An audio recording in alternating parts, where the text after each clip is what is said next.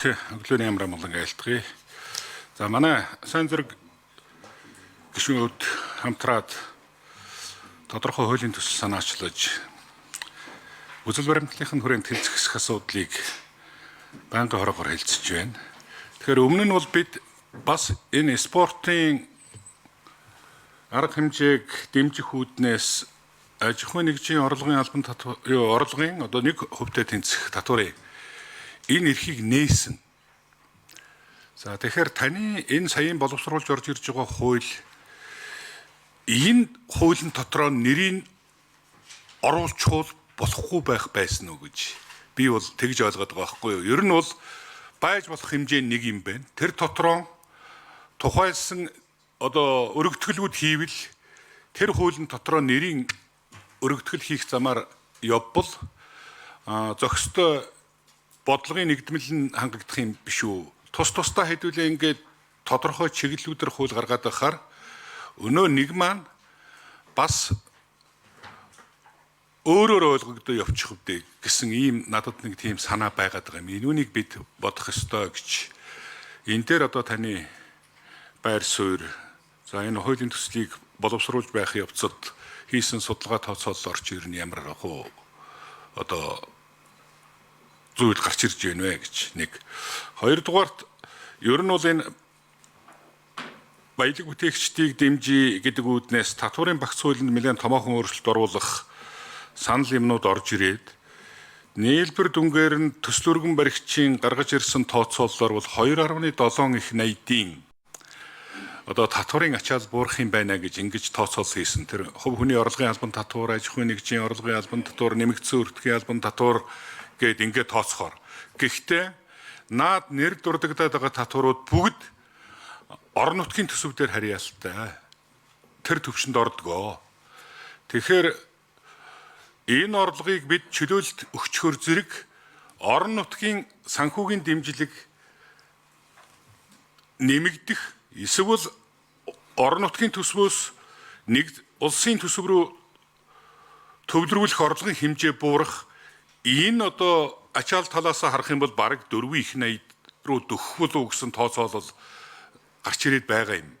Энэ дээр одоо манай сангийн яам татварын байгууллага одоо ер нь ямар хөө байдлаар дүгнэлт хийж явж байгаа вэ? Одоо бид хэд энэ дэлхийн нийтийг хамарсан энэ хямралт байдал тэр тусмаа энэ газрын тосны бүтээгдэхүүний үнийн өсөлтийг тодорхой одоо хурдцыг хязгаарлах тулд тодорхой арга хэмжээнүүд авъя гэд энэний ард дээр тодорхой одоо тогтоол орж ирж.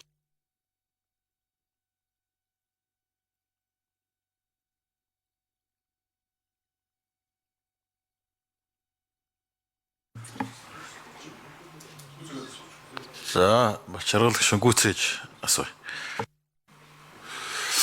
Тэгэхээр энэ хүрээнд ер нь одоо бас хэдий хэмжээний төсөв төвлөрөх орлогыг чөлөөлөхөөр одоо та хэд тооцоолол юмнууд хийж байгаа вэ? Энэ ер нь улсын төсөв орлого талд ер нь ямар хүндрэлтэй нөхцөл байдлыг бий болгох вэ? Ийм тооцоолол хийсэн зүйл байна уу? Сангийн яам татварын байгууллага.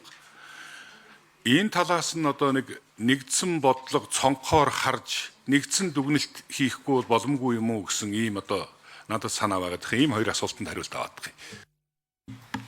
За эхлээд сайн зэрэг гишүүн дараа нь татварын сангийн яамныхаа хариулна. За сайн зэрэг гишүүн микрофон. За бачаргал дараагийн асуултанд баярлалаа. Би ерөөсөө яг л нэг тантай яг адилхан зарчим нэг юм одоо зохицуулт буюу нэгдмэл бодлогоор л явж байгаа. Энэ улсын хурлаас бас баталж өгсөн спортыг дэмжих энэ төрлийн бодлого нь татварын одоо бодлогоор дэмжиж байгаа. Энд бол нөгөө аж ахуйн нэгж байгуул нийгмийн хариуцлага хүрээнд өөрийн орлогын 1% зарцуулах энэ боломжийг нээж өгсөн. Энэ дээр спорт одоо тодорхой нөгөө хүрээг нь тогтоогод өгсөн. Үндэсний олимпийн орооны гишүүн, эсвэл пара олимпийн орооны гишүүн, эсвэл олимпийн төрлийн спорт. Энэ төрлийн одоо спорт холбоодын баг тамирчин, дасгалжуулагч эсвэл энэ төрлийн одоо спортыг зохион байгуулах эсвэл барилга уламжийг барихад энэ хөрөнгөө зарцуулаа гэсэн.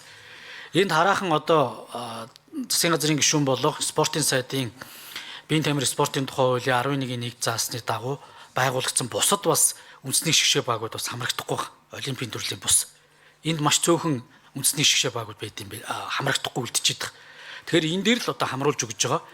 Ингэж хамруулж өгж байгаа нь яг тантай адилхан одоо илүү өөр одоо зохицуултыг бий болгох гэдэг зүйл биш.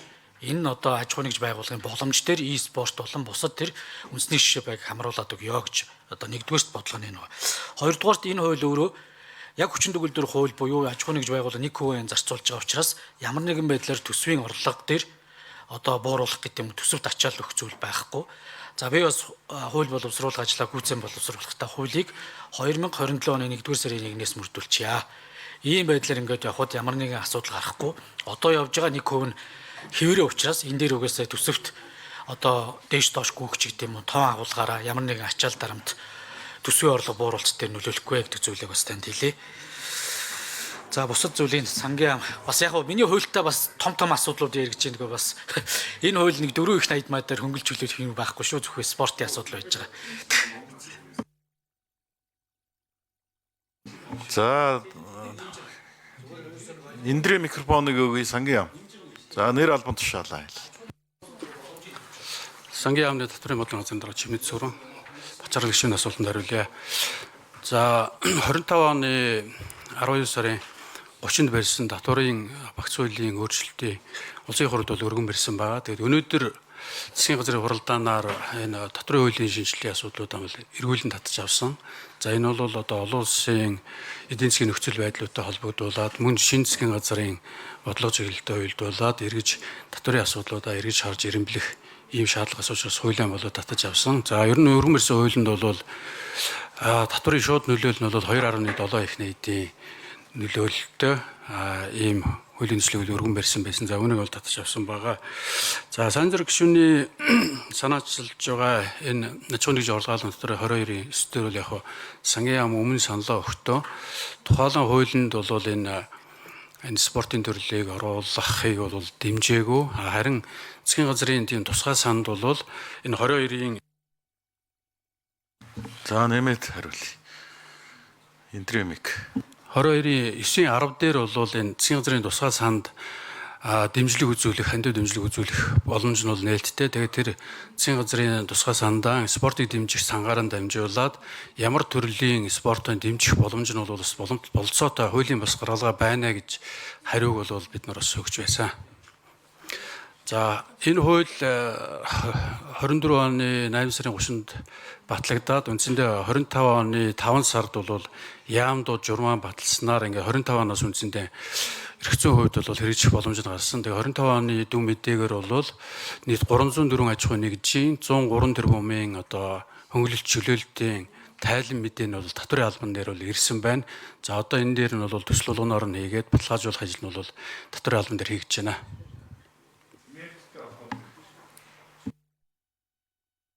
Бачаргал гишүүн тодруулъя.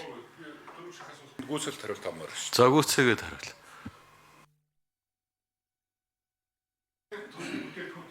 Одоо тэр засгийн газарт ирэх гээд шүү дээ.